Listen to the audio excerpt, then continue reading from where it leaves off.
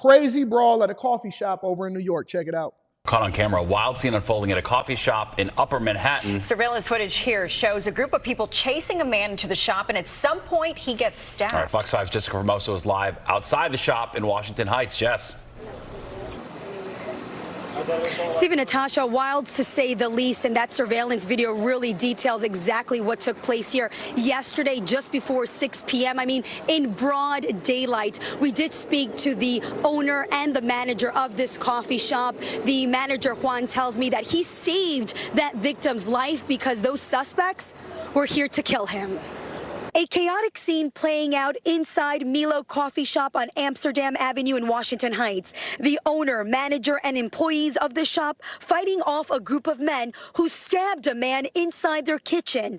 Punches and chairs flying in every direction. It was all caught on surveillance video. Who's the guy? I'm trying to figure out which one of the guys is the op. When this shirtless man storms into the coffee shop. He first pushed the door open and went into our kitchen. He was laying on the floor. He looked tired. Seconds later, this group of men, who police say were... Yo, that's wild. So they had already it looked like they had already got to him and got at him prior to him even coming into the coffee shop. He went in there looking for help, and then they went in there to come after him in the middle of the daytime, in broad daylight, in New York City, in Manhattan. Y'all just some brazen criminals nowadays. Chasing the victim, ran in and went straight to the back. 4 of them began to stab him. I tried to stop them with a chair. According to the NYPD, the suspect stabbed him in the neck. Juan Reyes Garcia, the manager, says he grabbed a chair and started pushing the attackers off the victim. He says they were going to kill him. They wanted to kill him the way they were stabbing him, with all their might and anger. Crazy. The suspects tried to escape, and that's when the family who owns the business, they jump into action. My nephew showed up, and that's when the struggle began. We were fighting them, trying to help the victim. Chairs are being thrown. A woman is even seen jumping over the counter. She ran to get the owner, Miguel Angel, who was next door. He says his 4-year-old son was inside the coffee shop with his wife, and all he thought in that moment was to save his family. I went to defend my family and my business. There was a man with a knife. My brother and my uncle grabbed chairs and kept fighting him off. They wasn't expecting that. Now, the victim was rushed to the hospital, police telling us that he is now listed in stable condition. Now, no arrests have been made in this case. Police are looking for 4 suspects, 2 who are wearing all black and the other 2 are wearing gray sweaters. Anyone with information is asked to call Crime Stoppers. That number is 1-800-577-TIPS. Now, yo, it's wild over there in New York. That's insane. Hold on, let me see something. If anybody recognizes any of these culprits, you know what color they are and you know what they look like. If anybody recognizes any of these culprits, make sure you call Crime Stoppers. And I hope that the guy that survived snitch on every last one of them and give an identity. Yes, we need snitching back. Somebody said that city needs Giuliani. Facts. Facts. Jesus Christ. In addition to that, suspected terrorist was caught over in Los Angeles, all linked to ISIS. Check it out. The suspected terrorist had been under surveillance by the FBI for quite some time. All 8 men are allegedly connected to ISIS. What people need to know is it's not the first and it won't be the last. Thomas Homan, former director of U.S. Immigration and Customs Enforcement, isn't surprised one bit by the arrest of suspected terrorists in Los Angeles, New York, and Philadelphia. The men from Tajikistan entered the U.S. from the southern border. They were released into the U.S. after their background checks came back clean. Homan says Border Patrol agents are under immense pressure to process and release people quickly.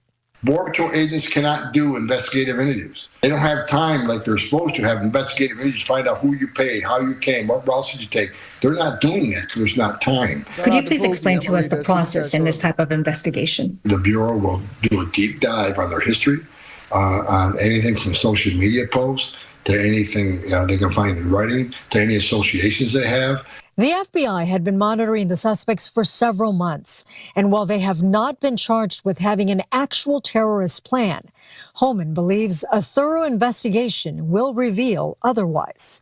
There's no way they know that information right now. This is going to take an investigation to find out how they're related. The biggest takeaway in this case, Look according at all to of those Holman, people.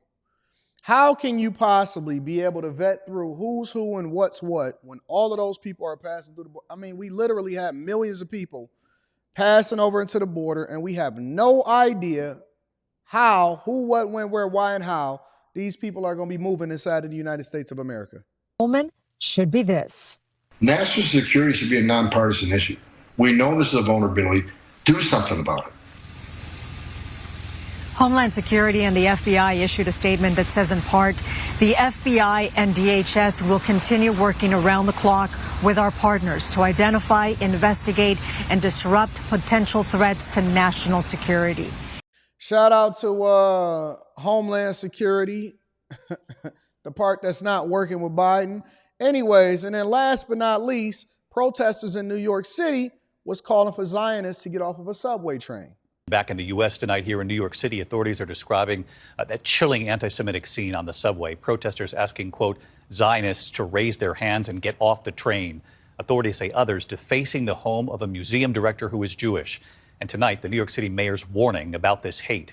Here's Aaron Katursky.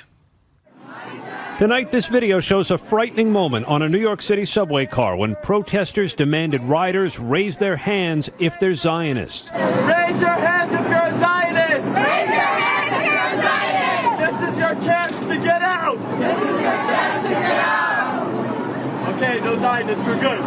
The train held at Union Square for a police inspection. Officers in riot gear seen on the crowded platform. Protesters clashing with police.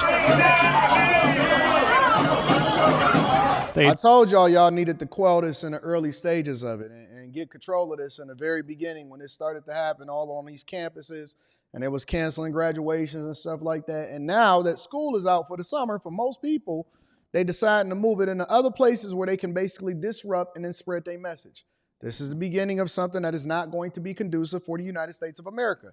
I've already said this. I knew that this was going to happen, but now you got people on the train that's disrupting what's going on the train, and now they're clashing with police and protesters. Just come from a rally where the flags of terror groups Hamas and Hezbollah were waved. Hold on. Y'all ain't got nothing better to do? Nothing? You telling me you ain't got no job to go to, you ain't got no value to add into nobody's life, you ain't got nothing that you can do that's actually productive. Your entire existence is based off of disruption and making people's lives miserable. Another saying, long live October 7th. Protesters breaking through barriers, setting off smoke bombs and flares outside an exhibit remembering the victims of the October 7th Hamas attack on Israel. The Monday incident, part of an escalating series of provocations that go beyond protest and into what Mayor Eric Adams has called overt, unacceptable anti-Semitism. I thought it was despicable. It was disgusting what we saw. And you cannot call for peace while you're celebrating what happened on October 7th. And this morning, vandals threw red paint and posted a threatening sign at the home of the director of the Brooklyn Museum, who was Jewish. On the door, they painted an inverted red triangle, a symbol. How is this not a form of terrorism, intimidation, and then basically, because see, at first y'all was like, no, this is peaceful protesting.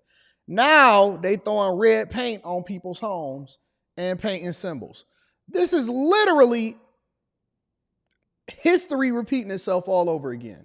This is how it starts. This is how it starts. See, y'all so worried about Russia, and we're going to get to that in a minute. Y'all so worried about Russia. Shout out to Philip Jackson. I'm definitely going to be reading that in a short amount of time. Y'all so worried about Russia that y'all forgetting that it happens right here in little seeds, right here in your own backyard, in your city, in the most popular city inside of the United States of America. This is how it begins. Throwing paint on somebody's house. See, first it was peaceful protesting. They should, hey, respect our rights. Make sure that you do this. Make sure you do that. Now they throwing paint on people's houses. Now, again, I don't really care what you stand for, but once it starts crossing the line into being violent and beyond peaceful protesting in any form or fashion, you need to start arresting these people and start having this conversation. Somebody said it's just paint. It's just paint.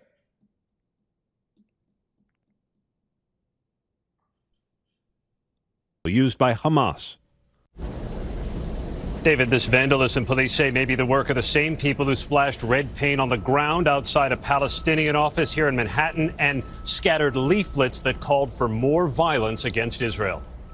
So, ladies and gentlemen, that is your quick hits.